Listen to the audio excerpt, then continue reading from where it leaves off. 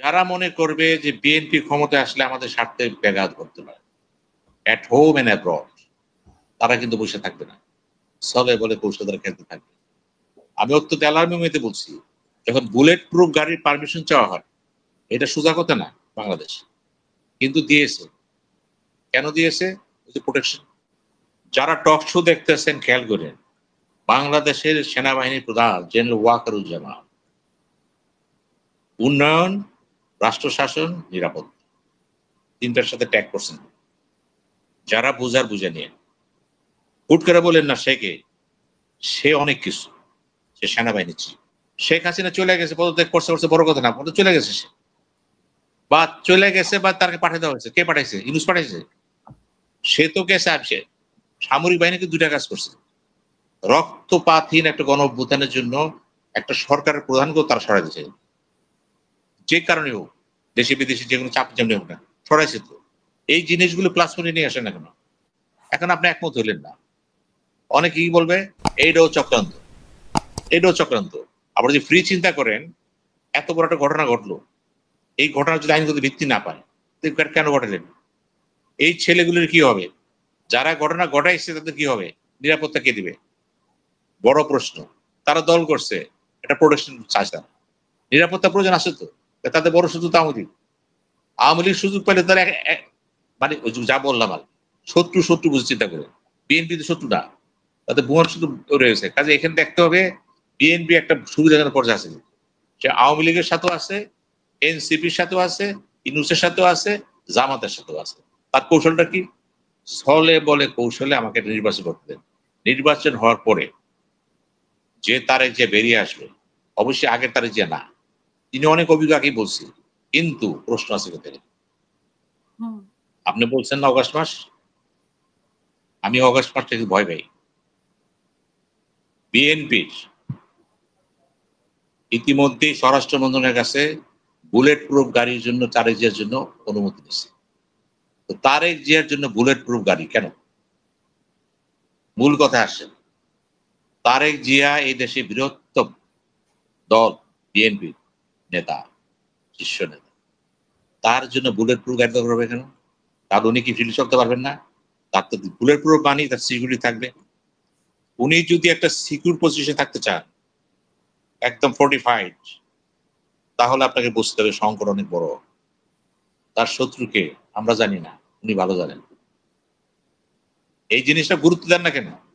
আমরা বলতেছি তিনি দেশে আসেন না কেন? তিনি তো আসতে কেন আসেন সেই ভালো জানেন, সরকারও জানেন, ডক্টর ইউনূসও জানেন এটা কেন আসতেছে। কাজে এই যে সংখ্যাটা, যত সহজে বলতেছেন তিনি আসতেছেন, এটা সেটা করবেন, সেটা করেন না। আমি উদাহরণ দিয়ে আপনাকে বলি, রাজীব গান্ধীকে মারছে কে? একজন মহিলা তামিল। কেমনে মারলো? নিজে মরিয়া তাহাকে মারিল সে। আত্মঘাতী, চিন্তা করবেন, সুইসাইড স্পট। কেউ যদি মরতে চায় আরেকজনে মারা যায়। ইন্দিরা গান্ধী তার বডিগার্ড মারছে, তাহলে ইন্দিরা গান্ধীকে মারছে তো তার বডিগার্ড মারছে। তার চেয়ে বড় কথা হলো যারে প্রোটেকশনের জন্য রাখা হয়েছে সেই মারছে। তাহলে এগুলি এসে বিচার চেষ্টা করা আসেন না কেন?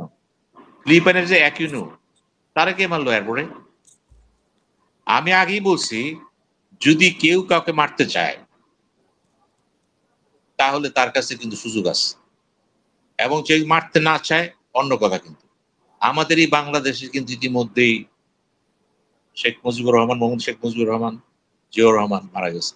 কপাল ভালো, এর সাথে কিছু হয়নি, আল্লাহ জানে কেন হয়নি, কারণ তিনি সহজে সব ছেড়ে দিয়েছেন। কিন্তু জিয়াউর রহমান মারা গেলেন, মোহাম্মদ শেখ মুজিবুর মারা গেলেন। এখন এই যে মারা গেলেন, আমাদের ইতিহাসটা তো খারাপ। অপোজিশন নেতা কিন্তু মারা যান না। আমি খুব সে শঙ্কিত যখন তাকে বুলেট প্রুফ গাড়ি দিতে বলা হচ্ছে। ইট মিনস তাদের কাছে ইনফরমেশন আছে যে তারেক জিয়ার জীবনটা স্বাভাবিক না। আর যেহেতু স্বাভাবিক না, বিএনপিকে চিন্তা করতে হবে শত্রু কিন্তু বড়। কে? ওই যে বললাম, আপনার দেশে বিদেশে শত্রু ভরা। কারা ভরা? যারা মনে করবে যে বিএনপি ক্ষমতায় আসলে আমাদের স্বার্থে ব্যাঘাত করতে পারে, অ্যাট হোম এন্ড অ্যাব্রড, তারা কিন্তু বসে থাকবে না, ছলে বলে কৌশলদার খেলতে থাকবে। আমি অত্যন্ত অ্যালার্মিং হইতে বলছি, যখন বুলেট প্রুফ গাড়ির পারমিশন চাওয়া হয়, এটা সোজা কথা না বাংলাদেশ, কিন্তু দিয়েছে। কেন দিয়েছে? প্রোটেকশন। এরকম প্রোটেকশন তো অনেকেরই আগে নিতে হবে, অনেকেরই লাগবে তো, কারণ আপনার শত্রু কিন্তু একটা মারতে পারেননি। এই যে অগাস্ট বিপ্লবের পরে সরকার আসলো, এই সরকার খায় দায় ঘুমায় আর কি করে, আর প্রেস সচিব কি শফিউল আলম, হ্যাঁ, খালি কথা বলে, মানে সেই সরকার একটা। এত কথা কেন বলেন আপনি? দরকার নাই তো আপনার। আপনি প্রেস সচিব আগেও ছিল, প্রত্যেক সরকারের প্রেস সচিব ছিল তো, তারা তো কথা বলে নেই। আপনি পলিসি মেকিং কথা বলে ফেলেন, একদম সাইলেন্ট। কারণ এগুলি করলে হবে কি, কে কাকে কিভাবে দেখতে আপনি জানেন না তো। আমি বলছি এনসিপি তে যারা আছে তারা শান্তিতে আছে, তারাও কিন্তু প্রোটেকশন চায়। যখন মিটিং করে একা যেতে পারে না, এখানে যা যেতে পারে না, আর্মি দিচ্ছে। আজকে দেখেন, সম্ভবত কালকে একটা ক্যাপ্টেন্স লেকচার থাকে বোধহয় একটা এনডিসি তে, সেনাবাহিনী প্রধান দেন সেটা, কোর্ট শেষ হলে দেয়। উনি ভাষণে কি বলছেন? যারা টক শো দেখতেছেন খেয়াল করেন, বাংলাদেশের সেনাবাহিনীর প্রধান জেনারেল ওয়াকারুজ্জামান উন্নয়ন, রাষ্ট্র শাসন, নিরাপত্তা, তিনটার সাথে ট্যাগ করছেন। যারা বুঝার বুঝে নিয়ে, হুট করে বলেন না সে কে, সে অনেক কিছু, সে সেনাবাহিনী ছিল। এই আন্দোলনটাকে সুসংহত করার জন্য তার অবদান আছে। আজকে যে গভর্নমেন্ট দেখতেছেন রক্তপাতহীন, এই অবদান তো সেনাবাহিনী চিফ ওয়াকারুজ্জামানের। ঠিক এতটা মানে অবিবেচক হয়েন না। উনি কে? উনি আপনার আমার চেয়ে গুরুত্বপূর্ণ। উনি যদি হাত না গুটাইতো, 3 দিন যদি বলতাম দেখবো, দেশের অবস্থা কি হতো? আমি তো বলি, ওই যে শান্তি, নোবেল পুরস্কার তারে দেন, নোবেল পুরস্কার তাকে দেন এটা বিশৃঙ্খল অবস্থায় একটা দেশে যখন 3 দিন ছেড়ে রাখা ছিলেন, এই কি করলো? কন্ট্রোল করে ফেলে দোষ। ওনার কি দোষ তিনি আর্মি এই জন্য? না না, উনি হাসিনা আত্মীয় এই জন্য। এখানে আত্মীয় ব্যাপার আসতেছে কেন? কর্মজগৎটা, কর্মজগৎটা দেখেন না কিন্তু। এই জন্যই বললাম যে এগুলো আপনাকে বুঝতে হবে। তার যে বক্তব্যটা আমি পড়েছি কয়েকবার, আমি দেখলাম খুব একেবারে যোগবুঝে একটা বক্তব্য দিচ্ছে সে, এবং আমি তাকে ধন্যবাদ জানাচ্ছি। কিন্তু আপনি একটু অসত্যি যে আপনি ঠিক থাকেন, আপনি ঠিক ছিলেন বলে তো আমরা আজকে কথা বলতে পারতেছি, পারতাম না তো, অনেক লাশ করে যেত সেখানে। এটাও চিন্তা করেন। কাজে বিপ্লবের পর যা কিছু ঘটছে, অনেক ভুল ভ্রান্তি আছে তো বলতে। সবচেয়ে বড় ভুল হচ্ছে সরকার গঠন, বড় ভুল হচ্ছে কনস্টিটিউশন টিকে রাখা। টিকে রাখছেন তো সব কিছু, যখন টিকে রাখছেন আর মুভ করতে পারবেন না। যাই কিছু করবেন, ওই যে অনেকে বলতেছে কি, দেখলাম রাষ্ট্রপতির ক্ষমতা বাড়ে যে অনেক কিছু কথা বলছে সে, বলেন রাষ্ট্রপতি বলছে যে কোনো মুহূর্তে জরুরি আইন আসতে পারে, প্রশ্নতে বলতেছে বিজ্ঞজনেরা। আচ্ছা বলেন তো, জরুরি আইন যদি এই সংবিধানে আসে, কি লেখা আছে? আর্টিকেল 141 ক, জরুরি আইন হইলে countersign prime minister. Prime minister কে? ইউনূস। তাহলে কি বললেন এটা? তার মানে এখনই বলে দিতেছে ইউনূসের কোনো দাম নাই, উনি আনতে পারেন। এই যে কথাগুলো টক শোতে বলতেছে বিজ্ঞজনেরা, যদি অভিজ্ঞরা বলতাম মাইন্ড করতাম না, কিন্তু আমি বিজ্ঞজনেরা যখন অভিজ্ঞ কথাবার্তা বলেন, মানে একটা আবহাওয়া সৃষ্টি করেন, দুঃখ লাগে তখন। কি বলতেছে, না তাহলে কেন আপনার কি মনে বলতেছে? হয় এখন যেটা এই যে ঐক্যমতের কমিশনের যে সিদ্ধান্ত, সেই সিদ্ধান্ত যদি সব দল মেনে না নেয়, সব দল বলতে বড় 3টা দল যদি মেনে না নেয়, তাহলে কি পরিস্থিতি? না, মানে একটা কথা সরকারের মনে যে রাখেন, পরিস্থিতি ক্রিয়েট হবে, আমি সরকার কি আপনাকে কন্ট্রোল করতে পারবে?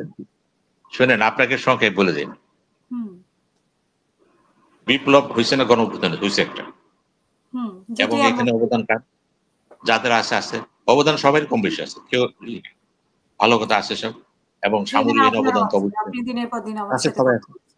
স্বীকার করে নেন আগে একবার কি, যে বিপ্লবে গণঅভ্যুত্থানের পরে দেশের পাশে দাঁড়াইছে কি সেনাবাহিনী, মানে ওয়াকরুজ্জামান। তাকে ধন্যবাদ জানান ওই কাজের জন্য, যে ওই সময়টা পাবেন না। ধন্যবাদ জানান যে ইউনূস গভর্নমেন্ট টিকে দেওয়ার ক্ষেত্রে সুপ্রিম কোর্টে একটা ছোটখাটো যাই হোক 106 দিয়ে একটা অনুমোদন নিচ্ছে। উপায় কি?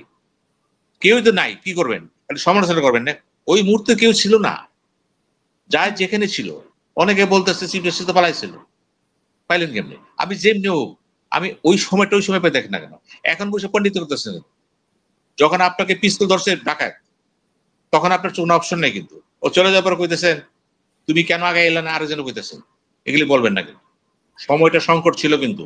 ইউনূস সাহেব বৈধ সরকার, সুপ্রিম কোর্ট যেটা দিয়েছে, হ্যাঁ জোরাদারি যাই তাই দেও দিছে তো। শেখ হাসিনা চলে গেছে, পদত্যাগ করছে, বড় কথা না, চলে গেছে সে। বা চলে গেছে বা তাকে পাঠিয়ে দেওয়া হয়েছে, কে পাঠাইছে? ইউনূস পাঠাইছে? সে তো গেছে আসছে, সামরিক বাহিনীকে দুইটা কাজ করছে। রক্তপাতহীন একটা গণ অভ্যুত্থানের জন্য একটা সরকারের প্রধানকেও তারা সরাই দিয়েছে, যে কারণে হোক, দেশে বিদেশে যে কোনো চাপ যেমনি হোক না, সরাইছে তো।